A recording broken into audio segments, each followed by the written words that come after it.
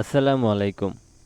আজকের এই ভিডিও থেকে আমরা শিখব ইমেজ ট্রেস বিষয়টা আসলে কি এবং ইমেজ ট্রেস অপশনটা ব্যবহার করে আমরা কি করতে পারি। তো আজকের এই ভিডিওটা নতুনদের জন্য খুবই গুরুত্বপূর্ণ।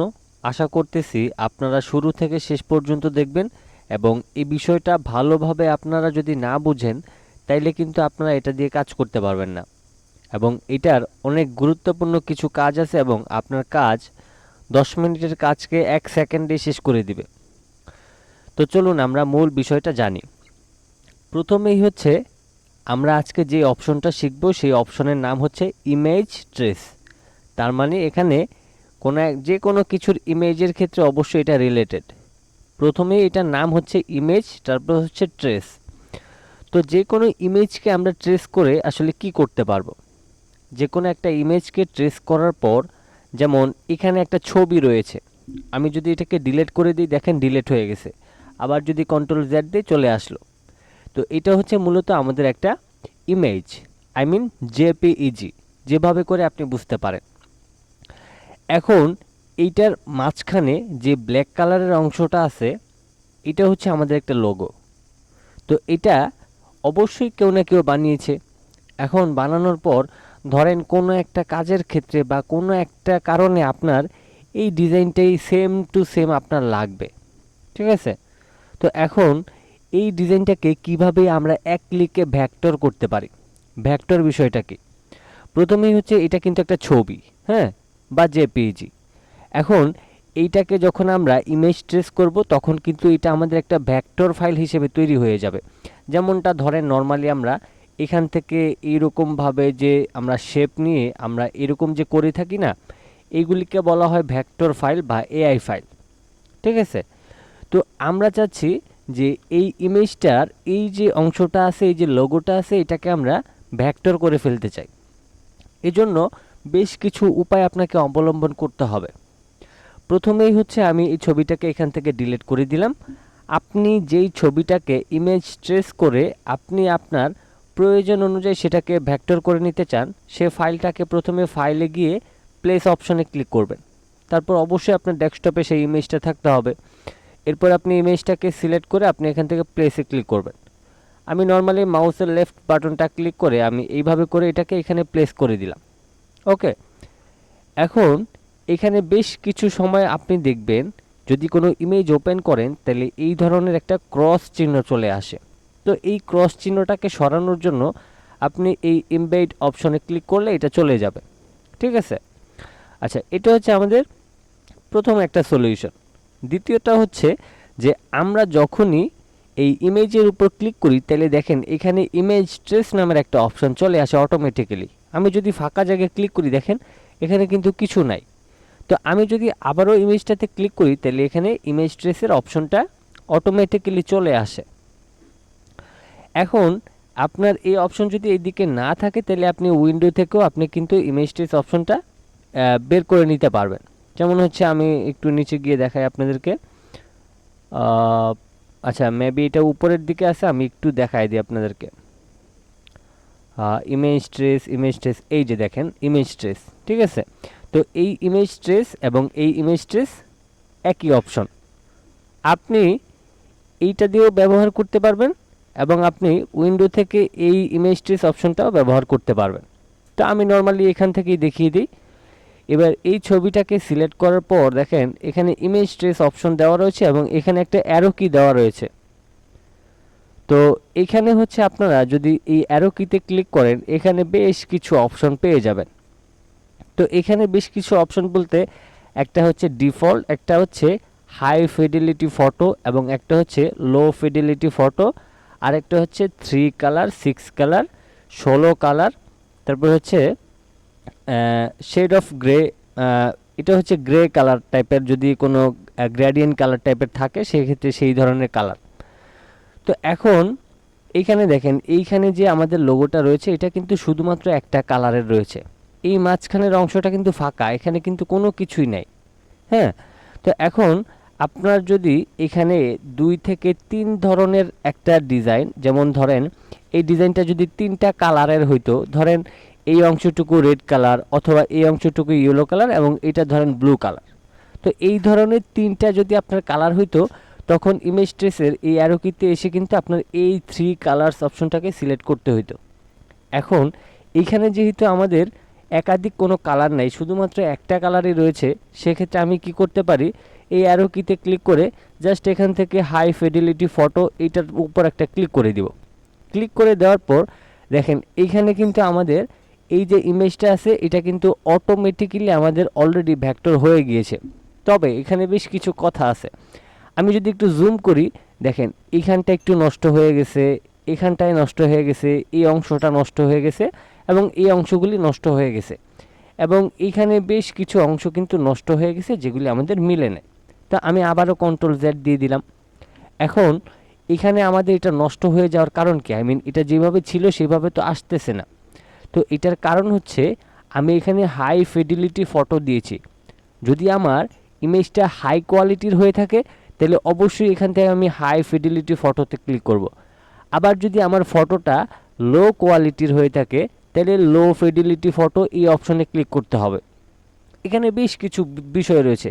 আমি আবারও বলছি, আপনার ইমেজ যদি অনেক বেশি ক্লিয়ার হয়, এইচডি কোয়ালিটির হয়, তাহলে এই অপশন ব্যবহার করতে হবে। আবার যদি ধরেন আপনার ইমেজটা একটু ঘোলা টাইপের বা একটু ফাটা ফাটা টাইপের, তাইলে লো ফিডিলিটি ফটো ব্যবহার করতে হবে। যেহেতু আমার এখানে ফটোটা একটু ফাটা ফাটা, অবশ্যই আমাকে এই অপশনটা ব্যবহার করতে হবে। আর যদি আমার লোগোর মধ্যে 3টা কালার থাকে, যেমন ধরেন লাল, সবুজ, নীল, যে কোনো কালারের 3টা যদি কালার থাকে তাহলে এখানে কালার ওয়াইজ আমাকে সিলেক্ট করতে হবে। এখন বিষয়টা হচ্ছে, ধরেন এখানে আপনি 3 কালারের একটা ডিজাইনকে ইমেজ ট্রেস করবেন, সেক্ষেত্রে অবশ্যই এটাকে সিলেক্ট করতে হবে। যদি 4 কালারের হয় তখন আপনি এই 3 কালারটাই সিলেক্ট করবেন। যদি 5 কালারের হয় তখন আবার এই 6 কালারেরটা সিলেক্ট করবেন। আর যখন 8 বা 10 কালারের হবে তখন এই 16 কালার এটাকে সিলেক্ট করতে হবে। এরপরে যদি কোনো ডিজাইন গ্রেডিয়েন্ট কালার টাইপের হয়, আই মিন একটা একটা শেপের মধ্যেই 2 ধরনের কালার একসাথে অ্যাপ্লাই করা হয়েছে, যেটাকে এই ধরনের গ্রে বা আপনি গ্রেডিয়েন্ট কালার বলা হয়, সেগুলি আপনি এখান থেকে ব্যবহার করতে পারবেন। তো এখানে বেশ কিছু বিষয় রয়েছে যেগুলি আপনাকে অবশ্যই ভালোভাবে বুঝতে হবে। ওকে, এবার আমরা এই ইমেজটাকে সিলেক্ট করার পর এখান থেকে অ্যারো কিতে ক্লিক করব। তারপর এখান থেকে লো ফিডিলিটি ফটোতে যদি ক্লিক করি, এখন দেখেন আমাদের এই যে শেপটা রয়েছে এটা কতটা স্মুথলি হয়েছে। আগেরবার যেটা হয়েছিল এখানে সমস্যা হয়ে গিয়েছিল, এখানে প্রবলেম হয়েছিল, এখানে প্রবলেম হয়েছিল, এখানে প্রবলেম হয়েছিল। এখন কিন্তু আর কোথাও প্রবলেম হয় নাই। কেন প্রবলেম হয় নাই?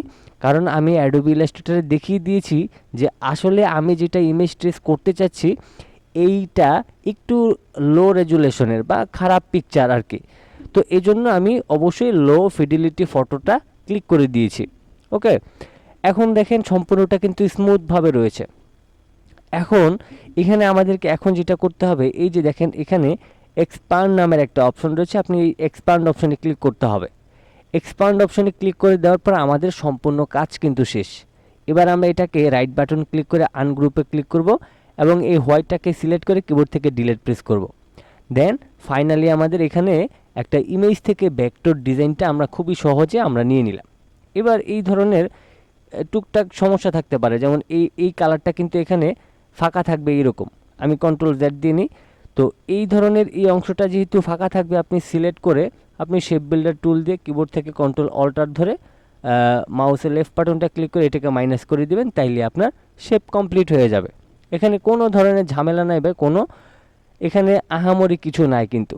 এখন দেখেন এই যে আমরা ইমেজ থেকে যে এই যে ডিজাইনটা বানায় নিলাম, এই ডিজাইনটাকে যদি এখন আমরা আমাদের মনের মতো কোনো কালার পরিবর্তন করি, সেক্ষেত্রে কিন্তু আমরা সহজে করতে পারবো। কিন্তু ইমেজ থাকা অবস্থায় যদি আমরা এটার কালার পরিবর্তন করতে চাইতাম তাহলে কিন্তু পারতাম না।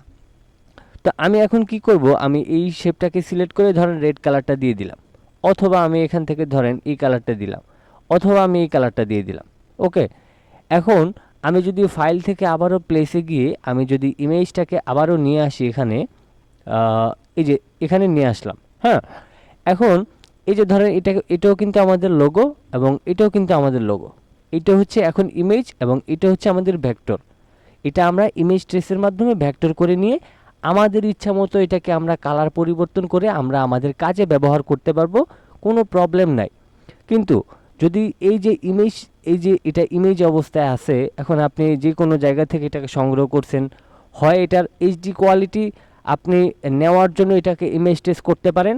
আরেকটা বিষয় হচ্ছে আপনার কালার পরিবর্তন করবেন বা এইটা যে কোনো একটা অংশে ব্যবহার করতে হবে, বাকি ডিজাইন আপনার কমপ্লিট, বাট এতটুকু অংশের জন্য আপনি ডিজাইন কমপ্লিট করতে পারছেন না। এখন আপনি এটা বানাবেন না, এটা যে কোনো জায়গা থেকে সংগ্রহ করে ইমেজ ট্রেসের মাধ্যমে আপনি এটাকে ভেক্টর করে ব্যবহার করতে পারবেন। তো এখন এটা তো ব্ল্যাক কালার আছে, আপনার যদি এটা রেড কালার বা গোল্ডেন কালার লাগে সেক্ষেত্রেও আপনার এটাতে কালার পরিবর্তন করে দেন ব্যবহার করতে হবে। তো এই হচ্ছে প্রসেসিং। এখন এখানে যেটা আছে এটাকে যদি আমরা কালার পরিবর্তন করি, জীবনেও কালার পরিবর্তন হবে না, কারণ এটা ইমেজ অবস্থায় আছে। এখন এই ধরনের ইমেজকে যদি আপনি এই ধরনের লোগো শেপে কনভার্ট করতে পারেন এআই ফাইল অথবা ভেক্টর ফাইল হিসেবে, সেই ক্ষেত্রে আপনাকে যে প্রসেসিংগুলি বলে দেওয়া হয়েছে এই প্রসেসিংগুলি করলে আপনি অ্যাডোবি ইলাস্ট্রেটরে ইমেজ ট্রেসের মাধ্যমে যেই কোনো আপনি ইমেজকে 1 থেকে 2 সেকেন্ডের মধ্যে আপনি এইটাকে ভেক্টর ফাইল হিসেবে তৈরি করতে পারবেন অথবা এআই ফাইল হিসেবে তৈরি করতে পারবেন। দেন তৈরি করে আপনার কালার পরিবর্তন করা লাগে বা যা করা লাগে করে আপনি আপনার কাজে ব্যবহার করতে পারবেন, কোথাও কোনো সমস্যা হবে না।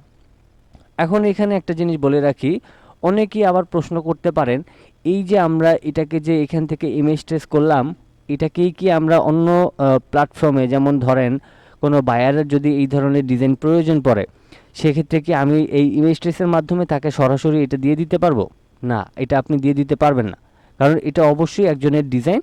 আপনি দেখা গেছে যে অনেক বড় একটা ডিজাইন বানাচ্ছেন, সেখানে হয়তোবা এই সিংহ বা লায়নের একটা আপনার এই ধরনের আইকনের প্রয়োজন পড়লো, তো তখন আপনি ব্যবহার করতে পারেন, অথবা আপনার ব্যক্তিগত কাজের জন্য আপনি এই ধরনের একটা করতেই পারেন। তো সেক্ষেত্রে হচ্ছে আপনি ধরেন এটাকে কালার পরিবর্তন করে বা হালকা একটু শেপের পরিবর্তন নিয়ে এসে আপনি এটাকে আবার ব্যবহার করতে পারবেন, তখন কোনো সমস্যা হবে না। কিন্তু মেইন যে ডিজাইনটা আছে এই সম্পূর্ণ ডিজাইনটা আপনি আরেকজনকে ইমেজ ট্রেস করে আপনার নিজের বলে ডিজাইন সেখানে বিক্রি করতে পারবেন না।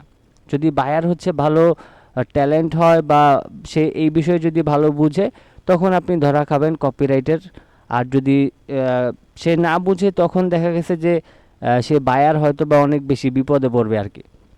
কারণ আমাদের বাংলাদেশে একজন আরেকজনের লোগো ব্যবহার করলে আহামরি কিছু হয় না, কিন্তু একদমই কিছু হয় না। কিন্তু বাইরের দেশে আপনি একজনের লোগো আরেকজনের ব্যবহার করলে তার নামে বিশাল পরিমাণ কিন্তু মামলা হইতে পারে। তো বিশেষ করে আপনি যখন অনলাইনে কারোর জন্য ডিজাইন বানাবেন, এই ধরনের কপিরাইট ডিজাইন কখনোই বানানোর চেষ্টা করবেন না। এখন এই ডিজাইনটা আমরা এই ইমেজ ট্রেসের মাধ্যমে কি শিখলাম বা কি বুঝলাম, এটার মূলত যেটা বুঝলাম আমরা, সেটা হচ্ছে যে ধরেন আমি বিশাল বড় একটা প্রজেক্টের কাজ করতেছি, সেখানে আমার এই সিংহটার একটু অংশ লাগে বা প্রয়োজন পড়ে, মেইন সম্পূর্ণ ডিজাইন এটা না। ধরেন কেউ যদি আমার কাছে এই সম্পূর্ণ এই ঠিক এইরকম একটা ডিজাইন চাইতো, আমি সম্পূর্ণটা তাকে দিয়ে দিলে সেটা কপিরাইট হয়ে যেত। কিন্তু আমি যখন অনেক বড় ধরেন একটা ব্যানার বানাইতেছি, সেখানে একটা কর্নারে ছোট করে আমার এই সিংহটার প্রয়োজন পড়লো, তা আমি সম্পূর্ণ কাজটা শেষ করার পর এই সিংহটাকে ধরেন ইমেজ ট্রেস করে আমি ছোট্ট করে সেই কর্নারে বসায় দিতে পারলাম, তখন আমার ডিজাইনের সাথে এটা একসাথে হয়ে যাওয়ার কারণে এখানে কপিরাইট হওয়ার কোনো চান্স থাকবে না। কিন্তু যদি আপনি শুধুমাত্র এই ডিজাইনটাকেই আপনি ব্যবহার করে অন্য কাউকে এটা লোগো হিসাবে আপনি তাকে প্রোভাইড করেন, সেক্ষেত্রে কপিরাইটের ঝামেলা আসবে এবং ঝামেলা থাকবে, এটা খুবই স্বাভাবিক। তো সেক্ষেত্রে এই হচ্ছে আমাদের আজকের ভিডিও, ইমেজ ট্রেস কী, কেন, কিভাবে। আশা করতেছি সম্পূর্ণ বিষয়টা ক্লিয়ার করতে পেরেছি এবং সহজে বুঝতে পেরেছেন। ভিডিওটি ভালো লাগলে অবশ্যই ভিডিওতে একটি লাইক দিয়ে দেবেন, চ্যানেলে নতুন এসে থাকলে সাবস্ক্রাইব করে সাথে থাকবেন এবং অবশ্যই বন্ধুদের সাথে ভিডিওটি শেয়ার করে দেবেন।